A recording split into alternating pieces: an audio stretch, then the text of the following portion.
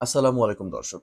আম নতুন করে উপদেষ্টা হচ্ছেন অন্তর্বর্তী সরকারে এবং কারা হচ্ছেন অনেকেই জানেন। কিন্তু আমি আপনাদের মতামত শুনতে চাইবো। কারা মানে এই উপদেষ্টাদের নিয়ে আপনাদের মতামত কি? ওয়াহিদুজ্জামান, আলী ইমাম মজুমদার, জাহাঙ্গীর আলম এবং ফজল কবির খান। আ আপনার ফজল কবির খান তিনি সাবেক সচিব, তারপর সাবেক মন্ত্রিপরিষদ সচিব ছিলেন আলী ইমাম মজুমদার, অর্থনীতিবিদ আ ওয়াহিদুদ্দিন মাহমুদ এবং বাংলাদেশ রাইফেলসের সাবেক মহাপরিচালক লেফটেন্যান্ট জেনারেল অবসরপ্রাপ্ত জাহাঙ্গীর আলম। এনাদের কিন্তু যেই ওনাদের যে সাবেক কর্মস্থল বা ওনারা যেই ব্যাকগ্রাউন্ড থেকে এসছেন, এগুলো কিন্তু খুবই আহ, বিশাল উচ্চ পদের মানুষ তারা। তারা অনেক ভালো ভালো পদ থেকে এসছেন। একজন সচিব, একজন লেফটেন্যান্ট একজন লেফটেন্যান্ট জেনারেল, আরেকজন হচ্ছে সাবেক মন্ত্রী পরিষদের। মানে ইনারা সবাই একটা বর্ণাঢ্য তাদের বৃত্তান্তটি, তাদের জীবন বৃত্তান্তটি একটা বর্ণাঢ্য জীবন বৃত্তান্ত এবং ওনারা আশা করছি নতুন সরকারে এসে দেশের জন্য ভালো কিছুই করবেন। এমনও কথা রয়েছে। আম, আজ আজ বিকেল ৪টায় বঙ্গভবনে নতুন উপদেষ্টাদের শপথ গ্রহণ অনুষ্ঠিত হবে। রাষ্ট্রপতি মোহাম্মদ শাহাবুদ্দিন তাদের শপথ পাঠ করাবেন। প্রধান উপদেষ্টা ডক্টর মোহাম্মদ ইউনূস সহ অন্যান্য উপদেষ্টারা সেখানে উপস্থিত থাকবেন বলেও জানা গেছে।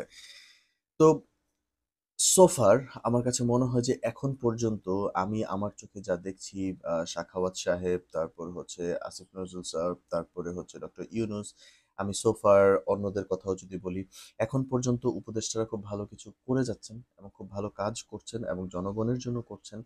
এছাড়াও জনগণের কিছু চাহিদা আছে, সেই বিষয়গুলো তাদের মাথায় রাখতে হবে এবং তাদেরকে একবারে যে চাপ দিব বা চাপ দেয়া সেটিও করা যাবে না। কারণ একবারে তো এত চাপ নেয়া যায় না, তাই নয় কি?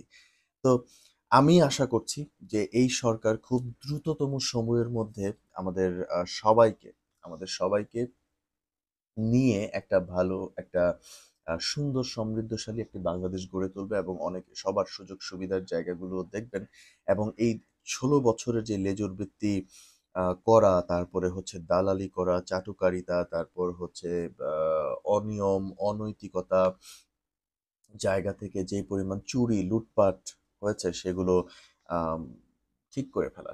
সেই জায়গাগুলো আমাদের মনে হয় যে ট্র্যাকে আনতে হবে এবং তারপর যেটি হয়েছে অলরেডি আপনারা দেখেছেন অনেক গুম হওয়া, আম অনেকেই ফিরতে শুরু করেছে। তারা একেক জায়গা থেকে ফেরা শুরু করেছে এবং জিনিসপত্রেরও কিছু দাম কমে গেছে।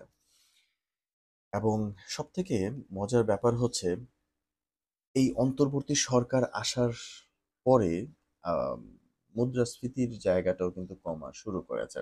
তো এই সবকিছু মিলিয়ে আমার কাছে মনে হয়েছে অন্তর্বর্তী সরকারে এই নতুন উপদেষ্টা যারা আছেন তারা আম আপনাদের কেমন লেগেছে? অবশ্যই সেটি কমেন্টে জানিয়ে দিবেন এবং আমার কাছে মনে হচ্ছে যে নতুন অন্তর্বর্তী সরকারের এই উপদেষ্টাগুলো আ ওনারা আ বাংলাদেশকে আরো সামনের দিকে এগিয়ে নিতে সাহায্য করবেন এবং বাংলাদেশ গতিশীল হবে।